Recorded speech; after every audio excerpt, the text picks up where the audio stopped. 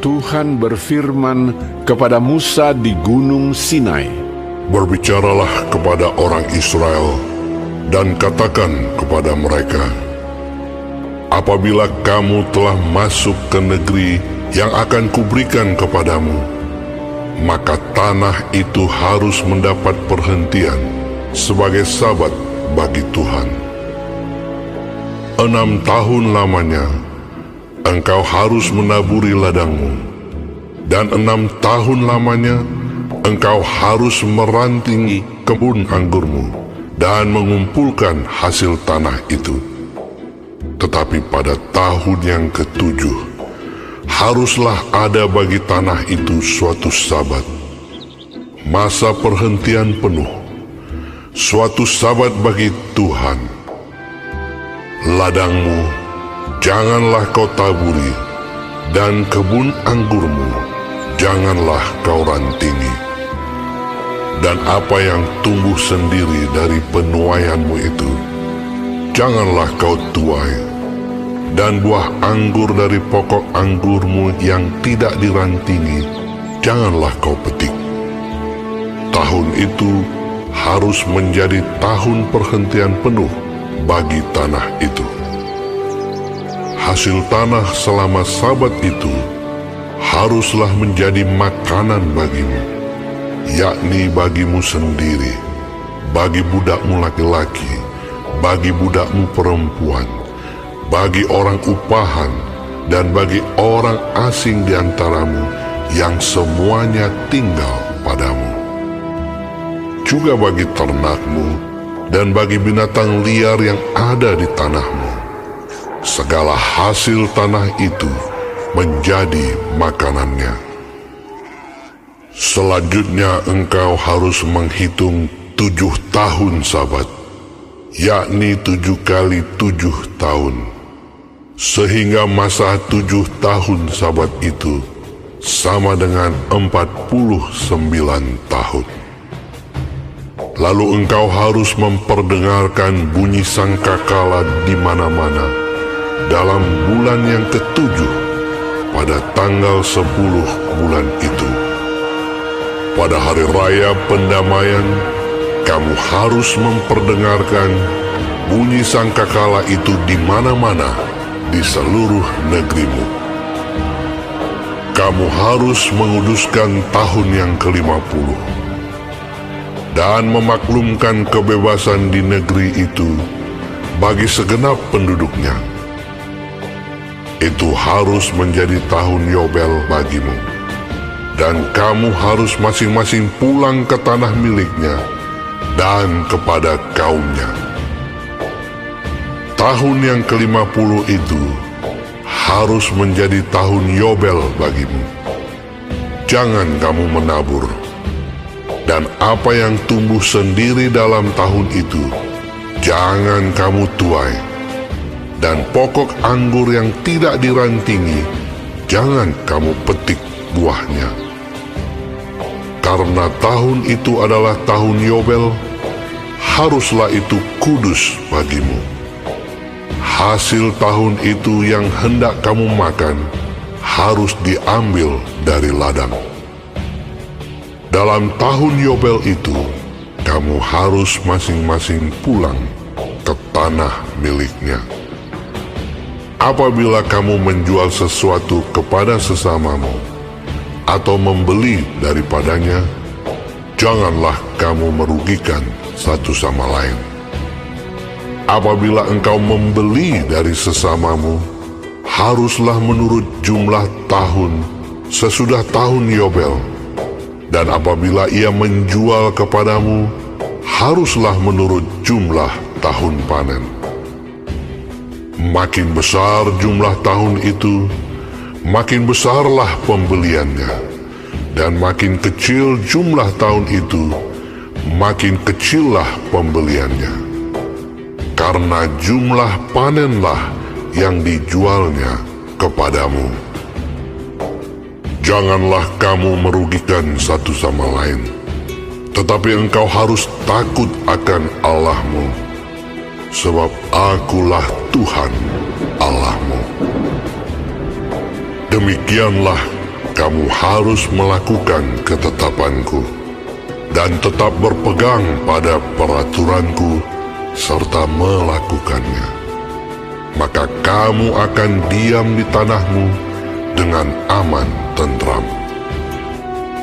Tanah itu akan memberi hasilnya, dan kamu akan makan sampai kenyang dan diam di sana dengan aman tentram. Apabila kamu bertanya, apakah yang akan kami makan dalam tahun yang ketujuh itu? Bukankah kami tidak boleh menabur dan tidak boleh mengumpulkan hasil tanah kami? Maka aku akan memerintahkan berkatku kepadamu dalam tahun yang ke-6, supaya diberinya hasil untuk 3 tahun. Dalam tahun yang ke-8, kamu akan menabur. Tetapi kamu akan makan dari hasil yang lama sampai kepada tahun yang ke-9. Sampai masuk hasilnya, kamu akan memakan yang lama. Tanah jangan dijual mutlak, karena akulah pemilik tanah itu, sedang kamu adalah orang asing dan pendatang bagiku. Di seluruh tanah milikmu, haruslah kamu memberi hak menebus tanah. Apabila saudaramu jatuh miskin, sehingga harus menjual sebagian dari miliknya, maka seorang kaumnya yang berhak menebus, yakni kaumnya yang terdekat, harus datang dan menebus yang telah dijual saudaranya itu. Apabila seseorang tidak mempunyai penebus, tetapi kemudian ia mampu, sehingga didapatnya yang perlu untuk menebus miliknya itu, maka ia harus memasukkan tahun-tahun sesudah penjualannya itu dalam perhitungan. Dan kelebihannya haruslah dikembalikannya kepada orang yang membeli daripadanya, supaya ia boleh pulang ke tanah miliknya. Tetapi jikalau ia tidak mampu untuk mengembalikannya kepadanya, maka yang telah dijualnya itu tetap di tangan orang yang membelinya sampai kepada tahun Yobel. Dalam tahun Yobel, tanah itu akan bebas, dan orang itu boleh pulang ke tanah miliknya. Apabila seseorang menjual rumah tempat tinggal di suatu kota yang berpagar tembok, maka hak menebus hanya berlaku selama setahun, mulai dari hari penjualannya. Hak menebus berlaku hanya 1 tahun. Tetapi jikalau rumah itu tidak ditebus dalam jangka waktu setahun itu, rumah itu secara mutlak menjadi milik si pembeli turun-temurun. Dalam tahun Yobel, rumah itu tidaklah bebas. Tetapi rumah-rumah di desa-desa yang tidak dikelilingi pagar tembok haruslah dianggap sama dengan ladang-ladang di negeri itu. Atasnya harus ada hak menebus, dan dalam tahun Yobel, rumah itu harus bebas. Mengenai rumah-rumah di kota-kota orang Lewi, hak menebus rumah-rumah itu ada pada orang-orang Lewi untuk selama-lamanya.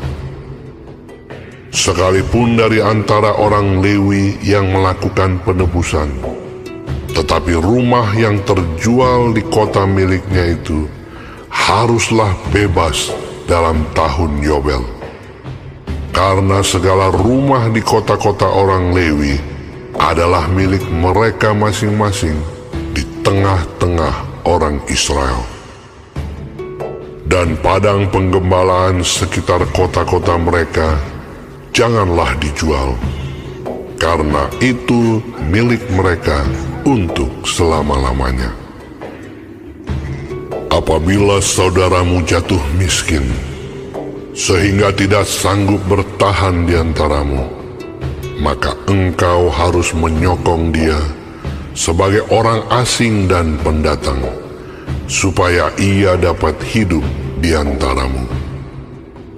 Janganlah engkau mengambil bunga uang atau riba daripadanya, melainkan engkau harus takut akan Allahmu, supaya saudaramu dapat hidup di antaramu.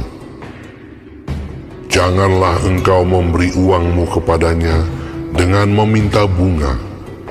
Juga makananmu janganlah kau berikan dengan meminta riba.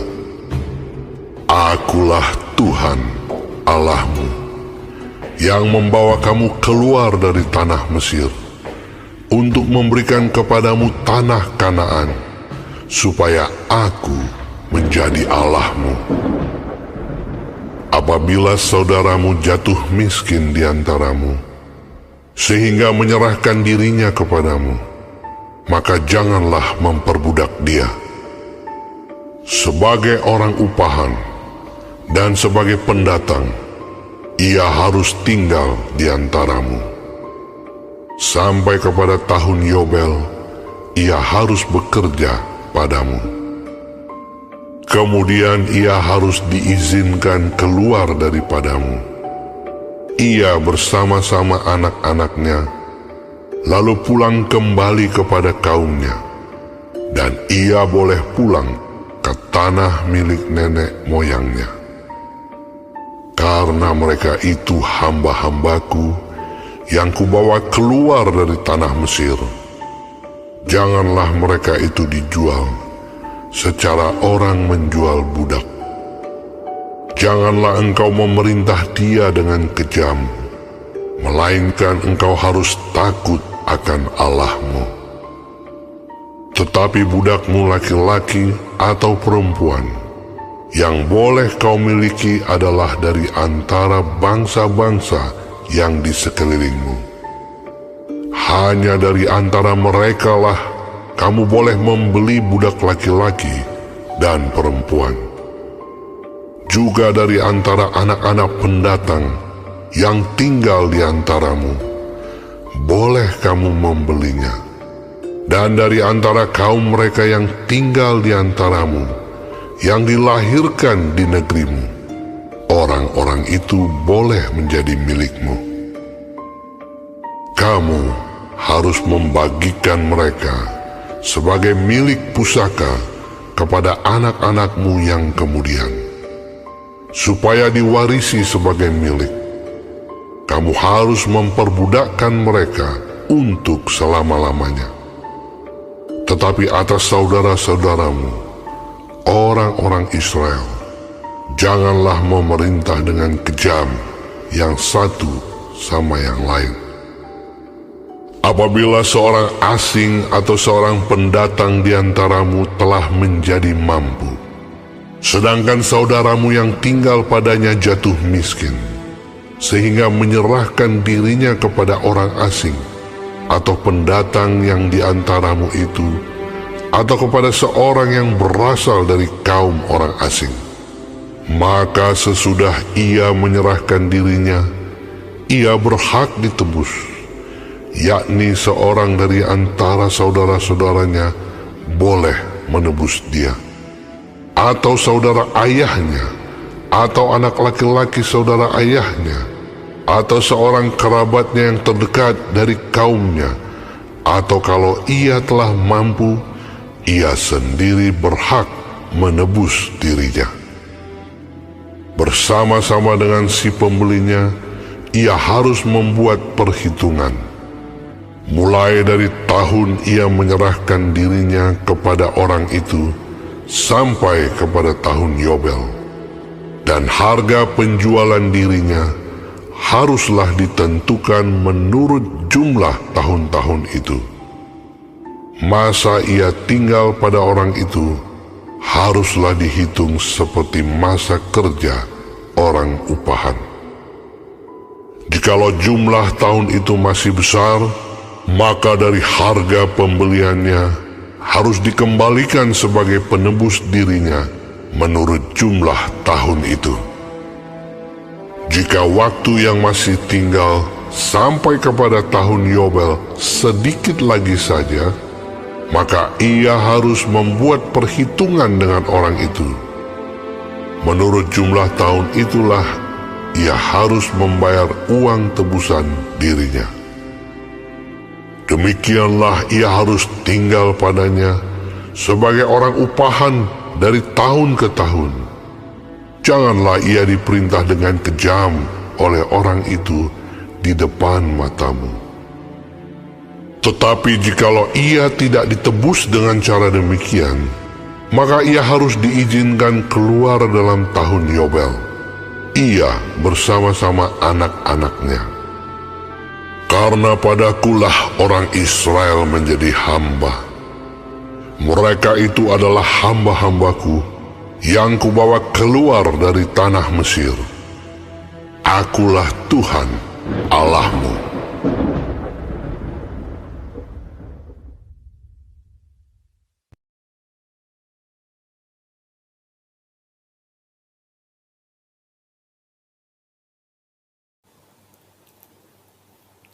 Shalom saudara-saudaraku yang kekasih dalam Tuhan Yesus Kristus. Puji Tuhan, kita masih diberi kesempatan hidup dan mempelajari firman Tuhan dari kitab Imamat pasal 25. Tuhan Yesus memberkati. Kali ini mengenai tahun Sabat dan tahun Yobel, lalu penebusan tanah, penebusan rumah, dan perlakuan terhadap orang-orang miskin. Tuhan Yesus memberkati.